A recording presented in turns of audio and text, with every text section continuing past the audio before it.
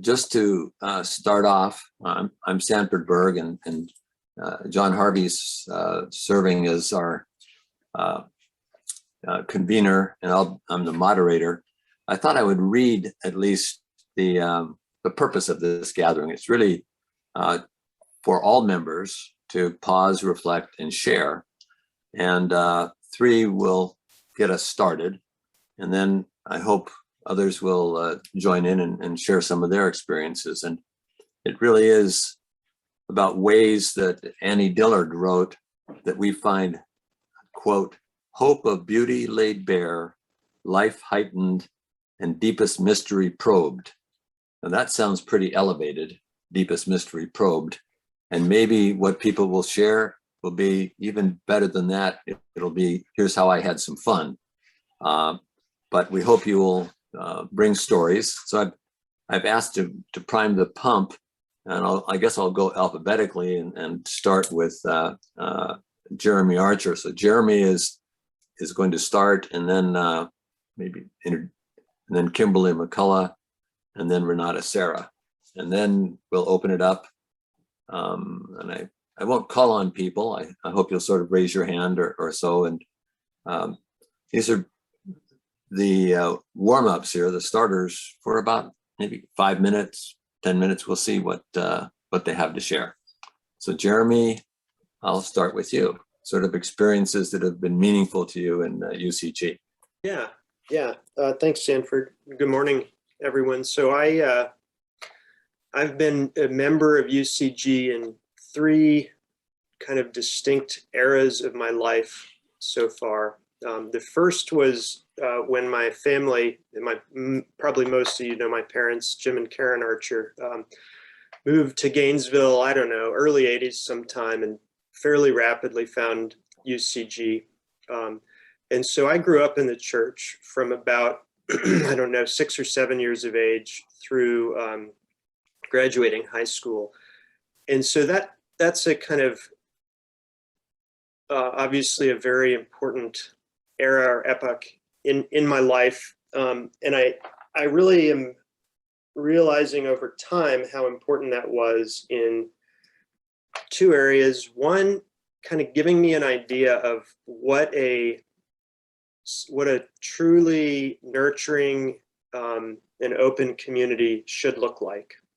So I can recognize in my life as an adult, not even a young adult anymore, where am I in a nurturing community, and where am I not in one, and how do I seek those out, and how do I help form them and help create them in other areas of my life. And I think I look to my parents as an example.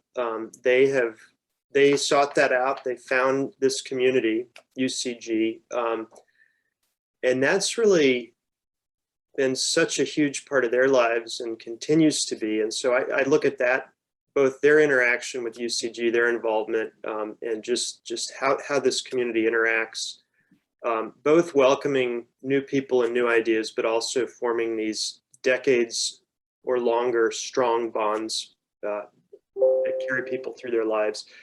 The second is really that I've got this moral compass and sense of what's right. And I don't, I think without UCG, I'd still have a moral compass. I think it would still be good. And again, credit to my parents for that. But I have so many models of how I want to treat people. What, the compact says to follow even imperfectly the ways of Jesus and personal involvement with each other. And I look also, and probably even more so, to folks I've known in the church and folks I do know in the church. How do I treat other people? When am I following that example? When am I, failing and could do better to follow that example? So that's an example of how the past enriches my life now, and continues to. We moved away and back to Gainesville a number of times. My family and I were members then when we were parents of very young children, and found that to be a very enriching and strengthening connection. We made a lot of new friends kind of in our age group during that time, and got a sense of how the church nurtures families and how the church nurtures children from a different perspective.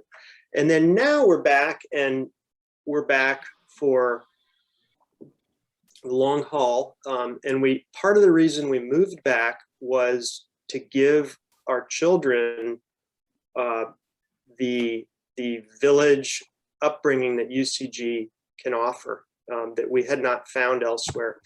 And so, and now I feel like I'm in this phase where I'm appreciating the gifts of the church. Even my kids, though, like a lot of people's kids, they complain about coming to church. They do admit the benefits and the gifts and some of the lessons learned.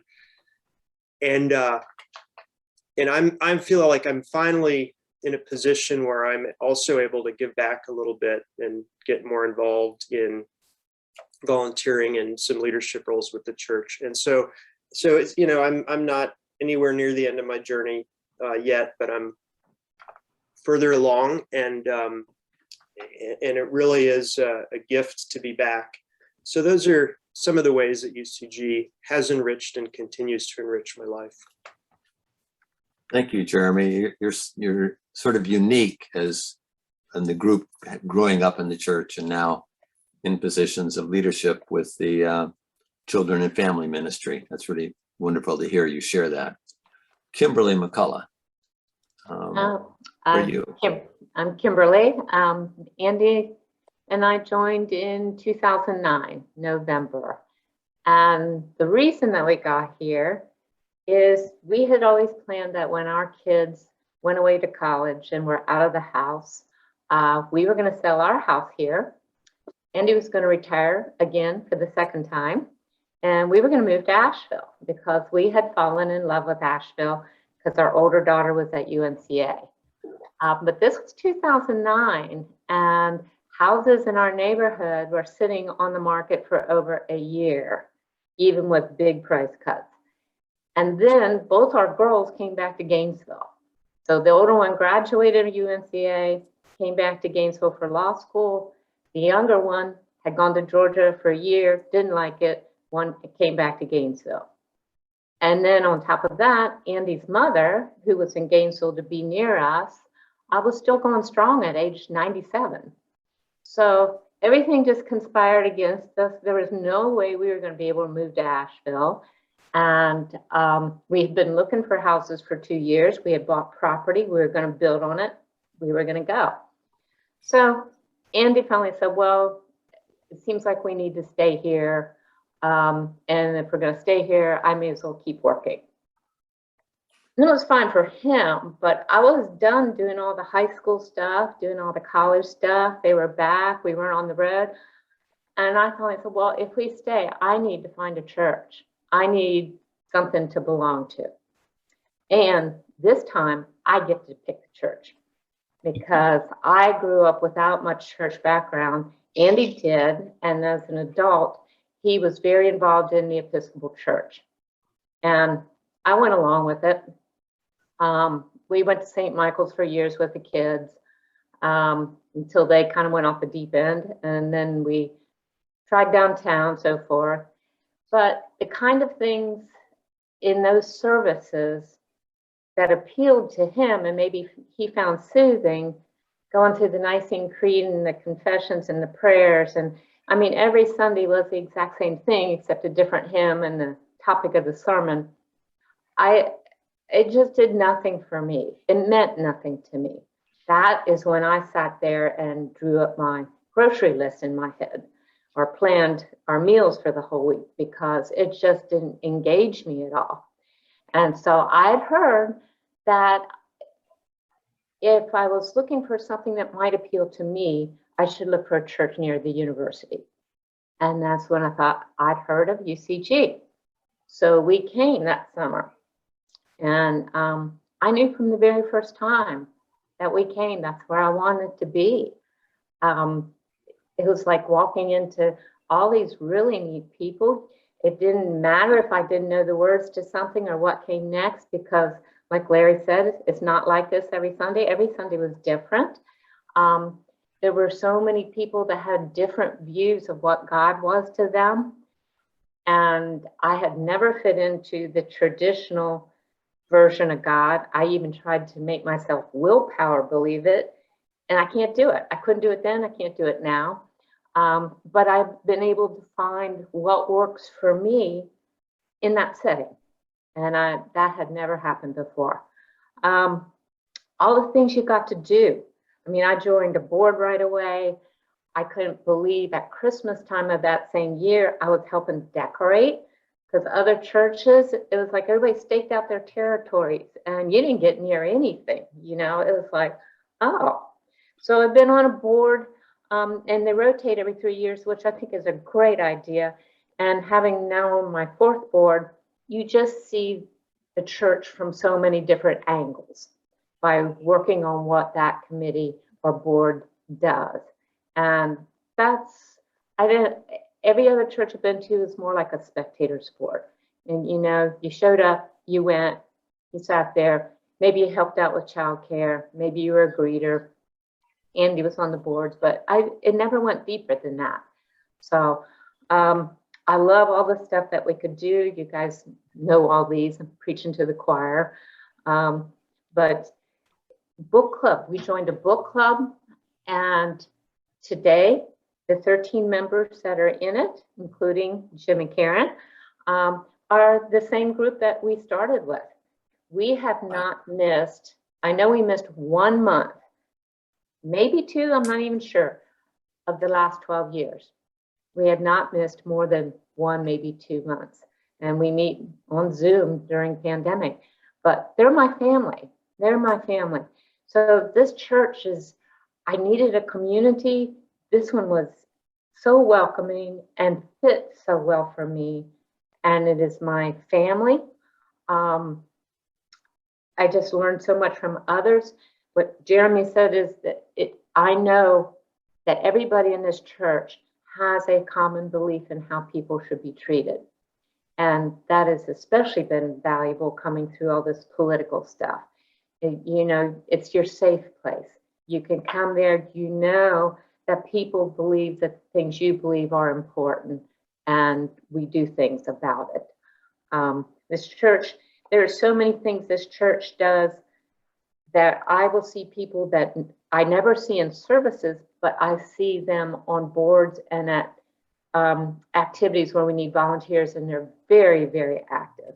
So there's so many different ways to be part of this. I would say the biggest thing that I did with this church that would never have happened if I wasn't part of UCG is I went to the Women's March in DC right after the day after the inauguration. I'm an introvert. I don't like crowds. I don't like confrontation. You're not going to find me in marches or protests. But I trusted the people that I went with from UCG, and I'm really glad I went. I'm not saying I'd do it again, but I'm really, really glad I went. And I learned a lot. I really learned a lot, and I'm glad that it was kind of a historical time. I'm glad I was there. So I've made so many friends. The majority of my friends now are from UCG. They're not from work. They're not.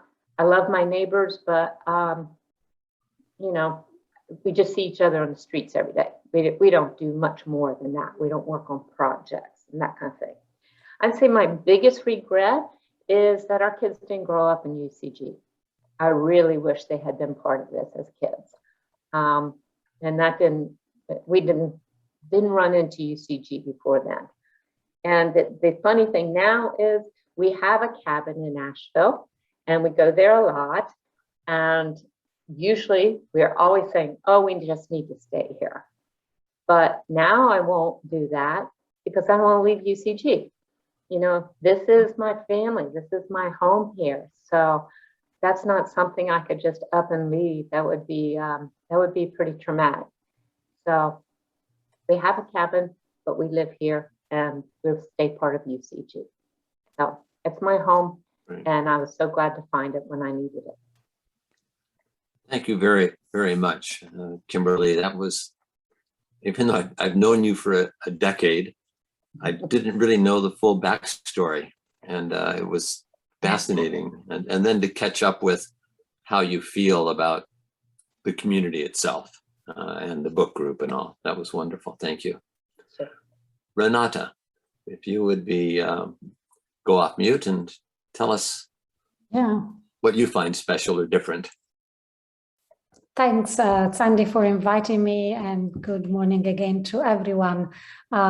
So out of this group, probably I joined UCG the latest in 2012, and I didn't find it rapidly. I mean, we moved to Gainesville in 2004, and I wasn't looking for a church. I grew up Catholic, and I went, for important occasion to Catholic churches. I went a bit maybe to other churches. I moved around in the previous decade, so I wasn't used to have a church, nor was I thinking of. In fact, for me, the idea of finding a church in the US was a bit intimidated, because coming from Europe, we have a different concept of relationship with the church. It's not so tight-knit. I mean, you can go to different churches on Sundays. You're not necessarily a member. I mean, it just works differently, especially in the Catholic world. So as some of you might know, we are very close friends with Deborah and Jerry Hill. And I heard Deborah saying, we go to this wonderful church, and but she never said, you should come. But I really heard her being excited, and she only said several times, you will love it. Renata, you will love it. So one day I just took the bike, I think, on a Sunday morning, and I said, Deborah, I'm going to come and see. And that was, about 10 years, must have been 2010, maybe early on. And I loved it. I just went to a service, and it was one of it's not, your typical Sunday service.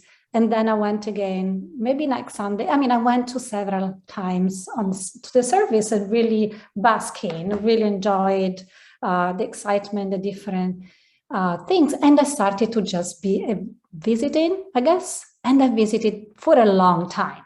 And what I loved is that nobody was asking me to be a member or expecting me to do anything. I felt for the time free. I mean, I had this feeling that there were no expectations, just offerings. And I was really eager to enjoy that sense of freedom. And I was a visitor for a long time, probably more than your typical, I think almost one year and a half. And that time I went to the first family retreat. We went actually as a family with my husband, who is not a member, and the children. And I really loved, the activities and everything. And then at some point I felt I had matured. I really want to be part of that church. And that was a beautiful moment that came with a lot of time and freedom. And for me, that is the main thing I get from this church. Is like, nobody expects you to do anything, but you're welcome to bring however little or big things you want to offer. And I think this is unique, or must be unique. And what I really like throughout the time, I've been members, and sometimes I was very active, and sometimes I've not been very active. And during this period of COVID, I was sharing with Sandy, I really feel I'm not active at all. I spend all my work week on Zoom. I have Zoom meeting all the time, and I'm very happy, I tell you, to be here on Zoom with you, but the idea of being on Zoom also on Sundays on a regular basis.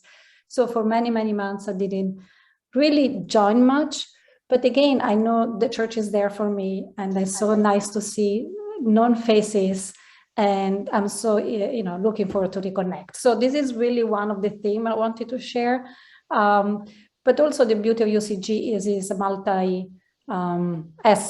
So for instance, for my kids who are now, when they started to come, they were elementary and middle school, so kind of young, and they never really liked to be in church, and they never really enjoyed the idea of being part of the church, but the social justice part to them speaks a lot, and the community. And so they participated in retreats, in work tours, and especially in the pride parades. And so in all events, when the social justice, maybe they wouldn't come every week, but highlight events is really spoke to them. And I think they grew a lot tremendously thanks to that. So I'm very grateful. One child is out of school, but the other, is still benefiting from this. So that is really another important element. And one other thing I want to emphasize is that I went to retreat and I really miss retreats. The women's retreat, the whole family retreats for me is the highlight. I would wait the whole year, to come, and I only missed few due to scheduling conflict. And what I liked, especially in the women's retreat, the first few I went, is the connection to people, in that case, women of different generations. I love the sharing with younger women and older women and women of my generations, and this sharing through groups that I wouldn't otherwise meet. It's really something that I appreciate a lot. So I think I'll stop here, but UCG means a lot to me, and even being invited by Sandy to this makes me want to reconnect again. So maybe I will overcome my Zoom fatigue and try to be more present from now on. Thanks, Sandy. You're muted. Sorry about that. Thank you very much, Renata, for sharing. Let's open it up to see who else would like to share some experience or some aspect of UCG that has deepened their spirit, their spiritual life, or their joy, or just ways they find meaning and fun. Don't be bashful. Okay, I got Jeff Shapiro. Yes, well, since I began coming, partly as a result of my interaction with Connie and partly because of Dave Reeser, I especially have enjoyed the music.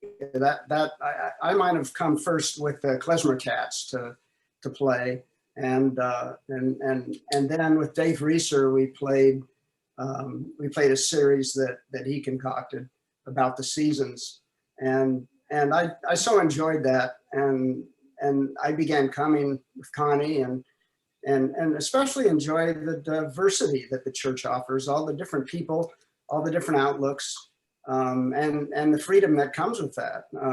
That the fact that it's God, however known. I added when I was accepted as a member, I added or unknown, because I don't know.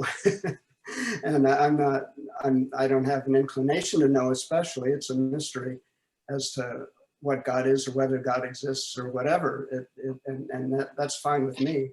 But I've learned a great deal about the spirituality of things, as Jeremy's alluded to, how that interacts with my treatment of other people, especially with Connie, of course, but with other people daily. My inclination to be grumpy about something is sometimes moderated a great deal by my knowledge that hey, it's all right.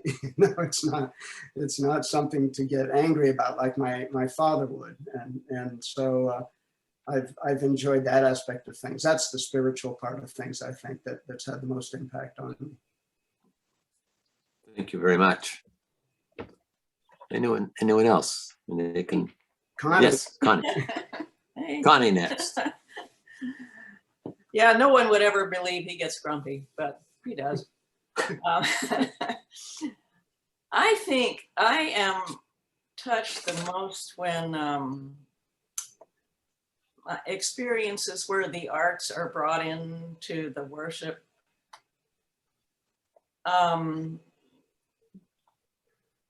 And just the support that UCG offers artists in terms of little shows in the library and putting people's artwork along the walls in the sanctuary, and of course the music, which is always wonderful.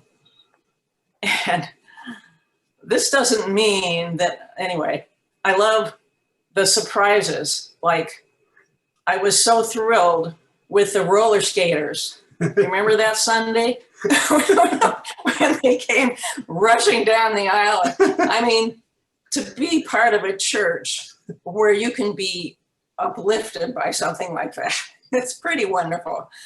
And what was the other thing? Oh, you know, the Christmas elf in the person of Larry, but the Sunday that it was Sandy instead as an artist on the zip line. I mean, that sort of thing just really gives me a lift. And for me, that's part of my spirituality, fun things like that. I really need that. And the parties, that's important stuff to me. Thank you so much, Connie. I'm an extrovert, and therefore, as moderator, I'm pushing myself not to comment on everyone's observations, but Go ahead. your notion on art, it reminds me of the series when the painted doors were on the front of the sanctuary. It was just beautiful and so different from a bleeding Jesus hanging on a cross. I mean, these were doors opening, and it just the art, you're right, was so special. Or when Talia turned the sanctuary into Hogwarts, again, the same feel. So forgive me for taking your time on this. Another sharing volunteer.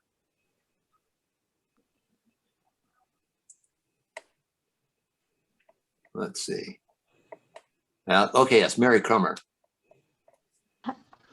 I have been delighted at finding UCG. At about 2014, my journey with my previous church came to an end for a lot of reasons. And I was looking for some place that would support a spiritual journey, and particularly in a contemplative, open kind of way.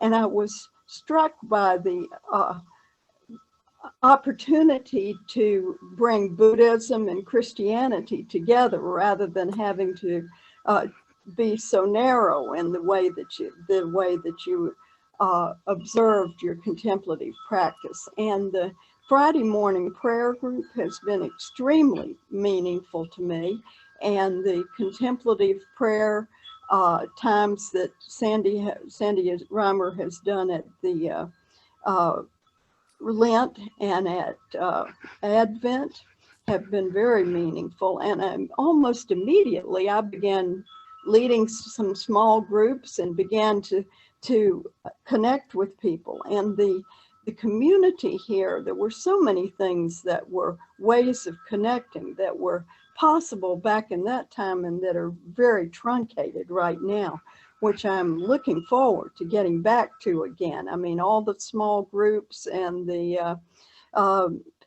meetings for this, that, and the other. I mean, we hosted poetry and potluck a number of times, and a lot of those small groups. And the other thing I was looking for in the church was some church that was living out Jesus's words in social action.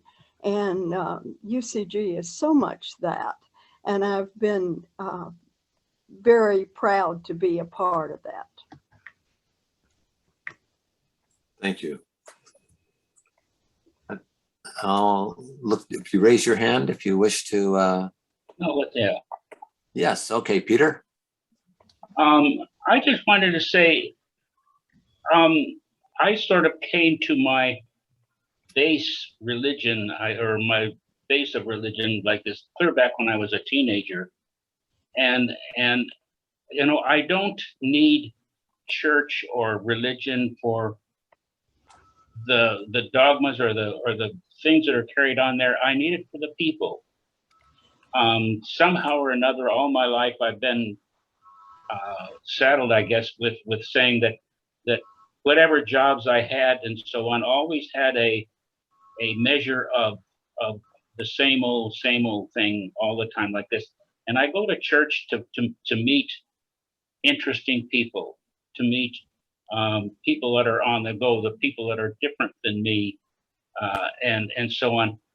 I like to say one of my favorite part of church is the coffee hour. You know, standing around and talking with people I don't even know yet about ideas that I've never heard before, and so on like this. And it's the people part, the variety part, you know, and generally speaking, I can say that the people that go to this church aren't engineers. You know, they're all kinds of stuff, and it's that spark of the extra part of living that is why I come here. Thank you, Peter. And Peter expresses himself very well at men's lunch group. In case you might guess that. Any other hands up? Okay, I see. Yeah, Stacia.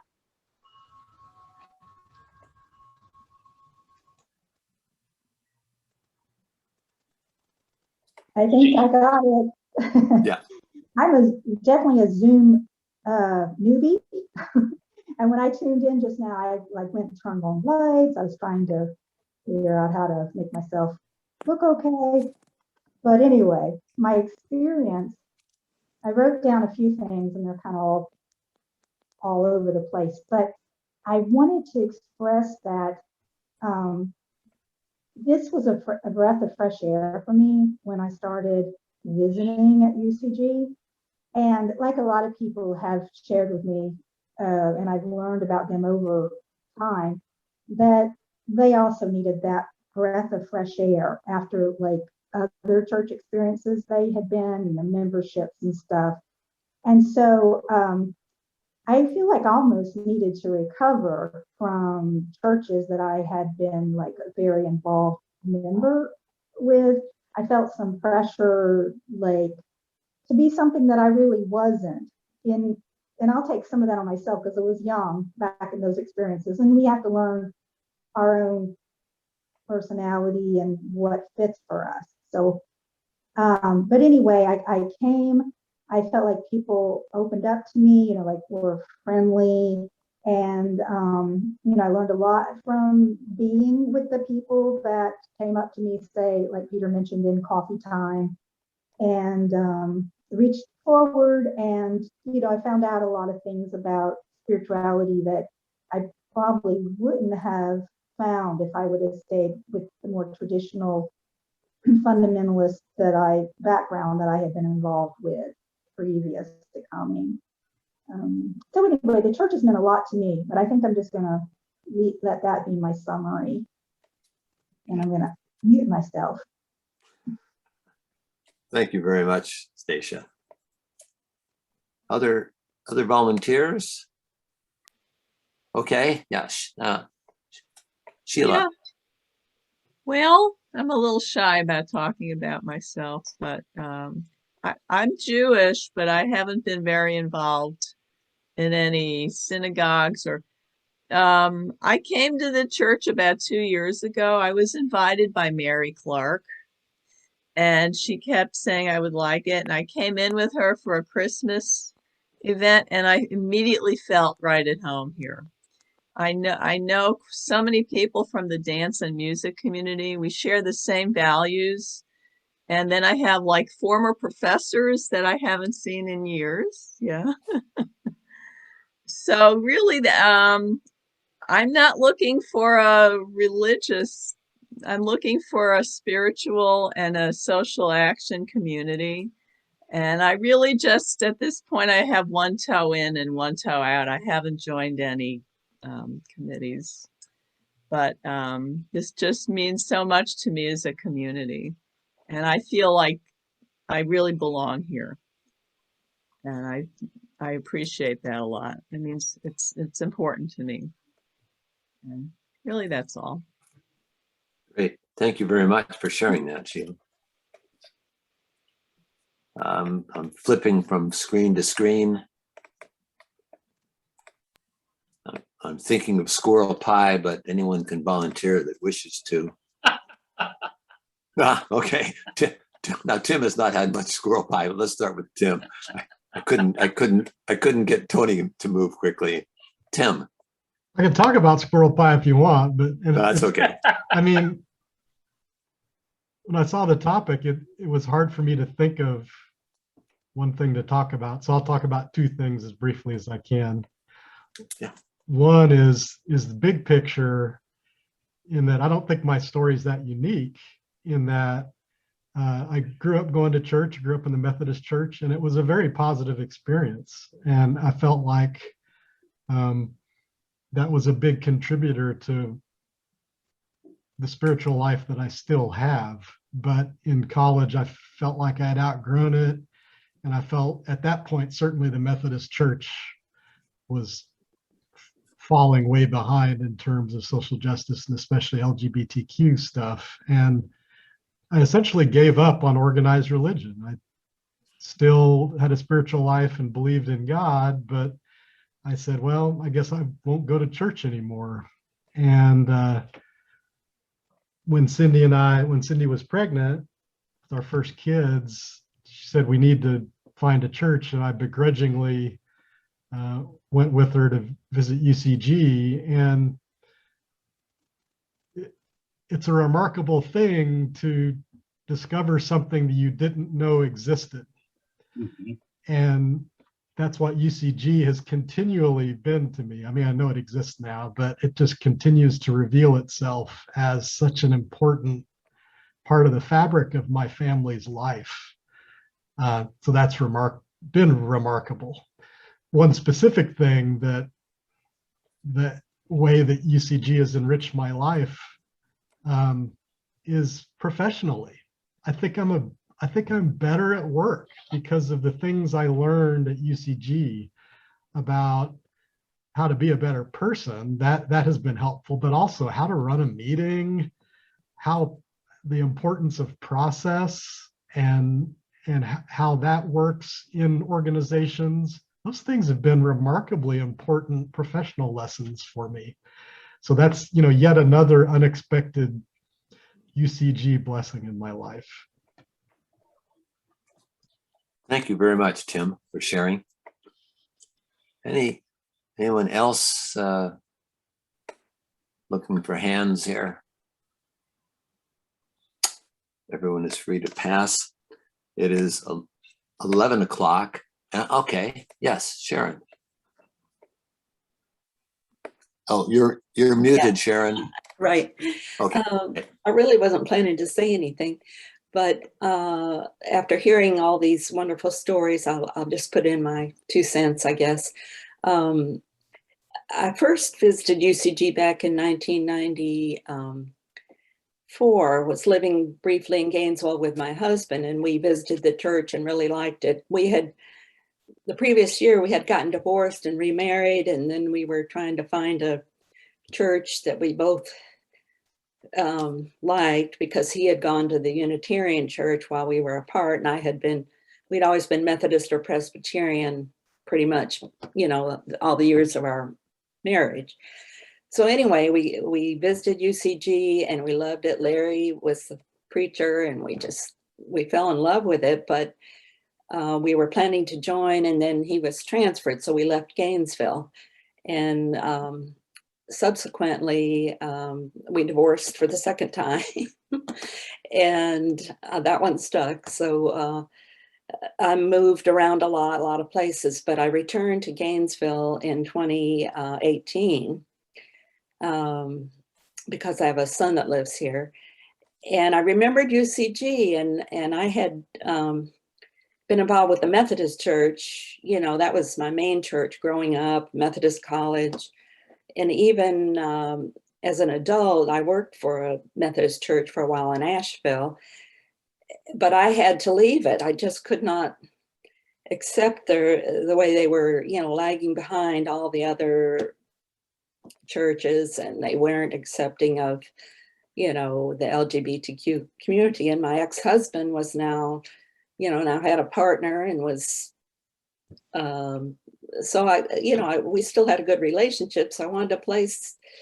I had to go to a church where I felt that they would accept him because he's a good person. And, anyway, So I came to UCG in 2018, first Sunday, and I loved it just as much as I remembered loving it back in '94. And so I joined in October of 2018 and had about 18 months of really getting to know people and getting involved, and was loving it. And then the pandemic came along. So now I've had like 18 months of pretty much disconnection. I mean, it's been tough. But I've gone to the women's lunch group, which has been tremendously helpful for me. And then a book club that with UCG members. So I've stayed in touch some, but I hope I can get back the feelings I had when those first 18 months when I was a part of it. So, because I too am thinking, oh, maybe I should return to Asheville. I love the mountains and I don't like the long hot summers here.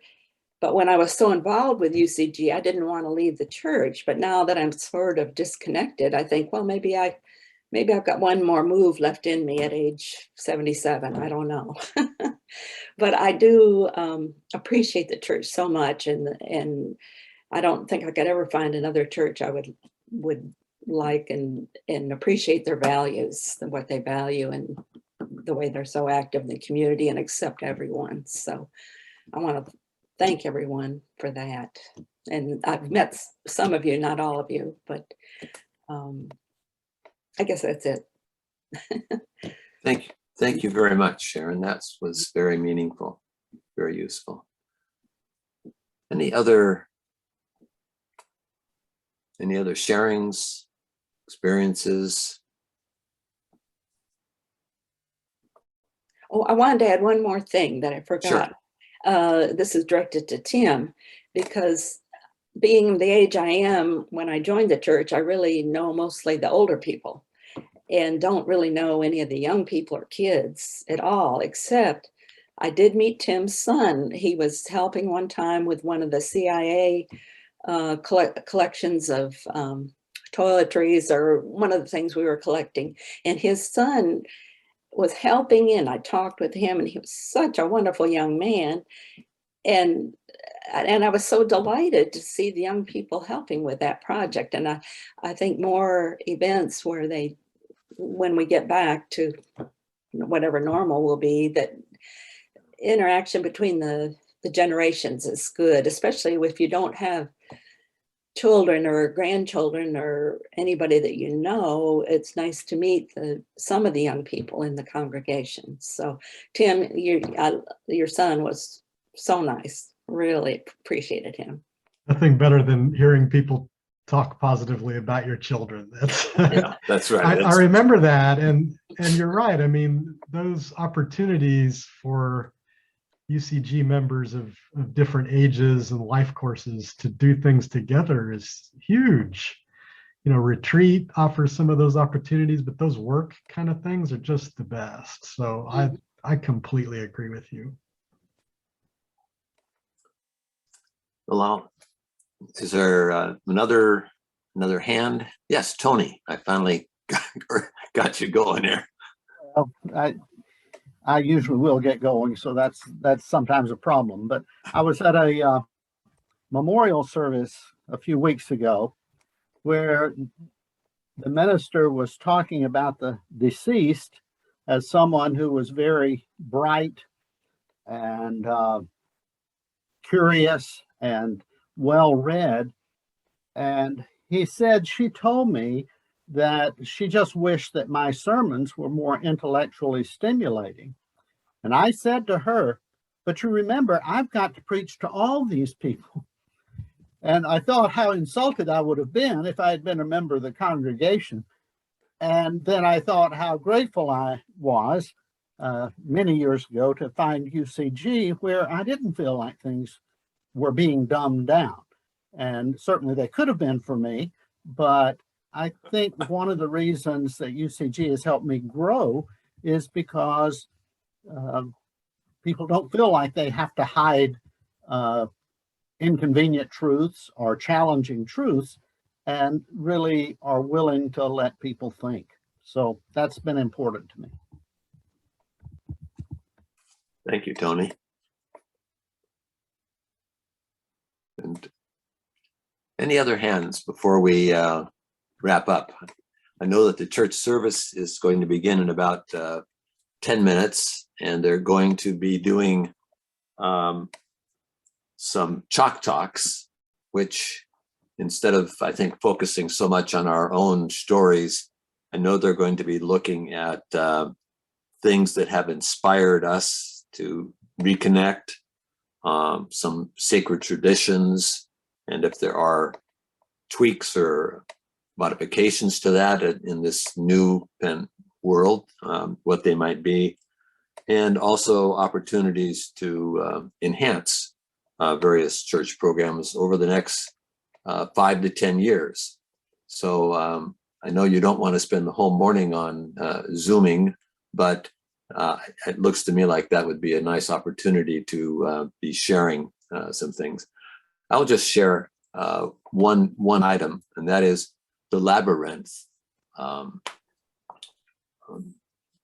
love walking the Labyrinth. It's always very meaningful to go inward and then to return. And